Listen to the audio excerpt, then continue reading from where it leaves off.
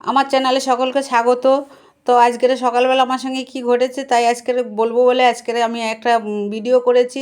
তো দেখুন এই যে চশমাটা কি করে ভাঙলো। সকালবেলা আমার নাতনিকে হ্যাপি বার্থডে শুভেচ্ছা জানাবার জন্য ফোন করব বলে আমি ছুটে এসে ফোনটাকে ধরতে গেছি, আর বিছনার কালার আর ফ্রেমের কালার প্রায় একই, লাল লাল। তো মিশে গেছে, আমি বুঝতে পারিনি কি আমার হাতের চাপ পড়লো না পায়ের চাপ পড়লো আমি বুঝতে পারিনি। তো ফ্রেমটা ভেঙে গেছে। তো একটা নতুন চশমাটার ফ্রেম ভেঙে যাওয়ার কারণে দেখুন আজকের পুরনো বাতিল করা যেতগুলি চশমা ছিল সব বার করেছি। তো বার করে এবার কি করব, এটা তো এখন না সারানো পর্যন্ত ব্যবহার করা যাবে না। তাই জন্য পুরানো চশমাগুলি কাজে লাগাচ্ছি। তবে পুরানো মানুষ কি বলুন আর পুরানো জিনিস কি বলুন, কখনো না কখনো সেই বাতিল করা মানুষকে এবং বাতিল করা জিনিসকেও কাজে লাগতে পারে। এইটা আজকের আমার প্রমাণ হয়ে গেল। তো আমি এই যে যেই চশমাটা এখন পরেছি এটার একটু ডিস্টার্ব আছে, নাকে যে দুটো ক্লিপ থাকে সেই ক্লিপের মধ্যে একটা ক্লিপ ভাঙা আছে, যার জন্য এটা বাতিল করে রেখেছিলাম। তো এটাকে একটা ক্লিপ লাগালেই ওটা ঠিক হয়ে যাবে, ওটা চালানো যাবে। তো এখন এটা ক্লিপটার জন্য একটু নাকে লাগবে, তাই এটা এখন পরবো না। তো এবার আরেকটা চশমা আছে দেখুন, ওইটা পরবো, ঠিক আছে। এখন এটাকে রেখে দেবো, রেখে দিয়ে আবার এটা সারিয়ে নেব। এই যে এই চশমাটা এখন এটা দিয়ে কাজ চালাতে হবে। এখন এটা দিয়ে কাজ চালাবো আর দুটো চশমা সারিয়ে রাখবো। তারপর আবার কখনো এরকম কোনো দরকার হয়ে যাবে কখন, যার জন্য এক্সট্রা রেখে দেবো। এই যে আমার নাতনি, এর বার্থডে ছিল। তো এই যে এরপরে আমি কি কাজ করব, সারাদিনের কাজ নিয়ে আমি বসেছি। এই যে আমার ব্যাগ সেলাই, তারপরে এই যে এই ক্রস সেলাই, এগুলি আমার সেই মেয়েদের ব্যক্তিগত জিনিস, আমার কাজ। ঠিক আছে, এই যে কাজে বসবো, মেশিনে বসবো এখন সারাদিনের জন্য। এই সমস্ত কাজ নিয়ে এবার টুকটুক করে পড়ে থাকবো যে কী কাজটা কীভাবে করতে হয়। দেখুন এই যে কালোটার পরে সবুজের মাঝখানে পকেট দেওয়ার জন্য দুটো আছে, ওই পকেট আছে।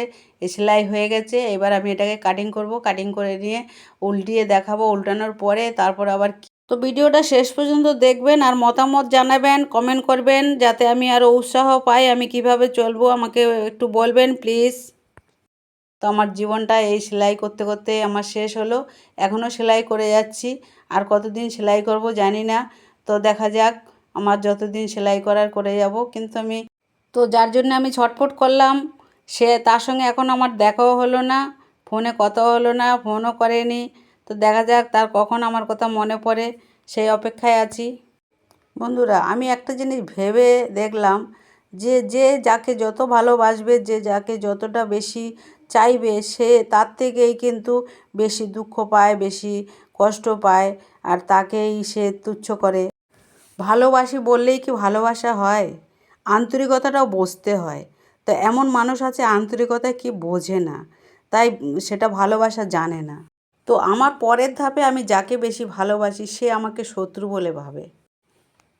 তাই আমি সেই কথা ভাবতে গেলে আমার খুবই খারাপ লাগে, কষ্ট হয়। তাই ভাবছি নিজেকে তো আমি কোনো দিন ভালোবাসিনি, নিজের জন্য আমি কোনো দিন আমি কিছু করিনি, নিজের জন্য আমি কোনো দিন ভাবিনি। কিন্তু যাদের জন্য ভেবে এসেছি, যাদের জন্য আমি এখনও ভাবছি, তারাই আমাকে শত্রু বলে ভাবছে। আমি কি করব আমি বুঝতে পারছি না। আমি নিজেকে তো এখনও ভালোবাসতে পারছি না।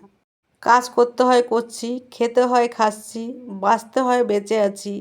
তো এরকম বাঁচার কোনো মানেই হয় না। যাদের কথা এতক্ষণ বললাম তাদের পরের ধাপে যারা আছে তাদের দেখলে আমার সমস্ত দুঃখ কষ্ট অভিমান সব আমি ভুলে যাই। অনেক কষ্টের থেকে তাই আমি আজকের একটা কথা বলছি বন্ধুরা, যে যতই কষ্ট হোক নিজেকে ভালোবাসার চেষ্টা করো। নিজের জন্য যা করো নিজের জন্য করো, কারোর জন্য নয়, কেউ কারোর নয়। তুমি যতই অন্যের জন্য করো, ছেলে হোক মেয়ে হোক, তাদের থেকে কষ্ট ছাড়া কিচ্ছু পাবে না। যদি ভুল বলে থাকি ক্ষমা করে লাইক কমেন্ট শেয়ার করে দেবেন।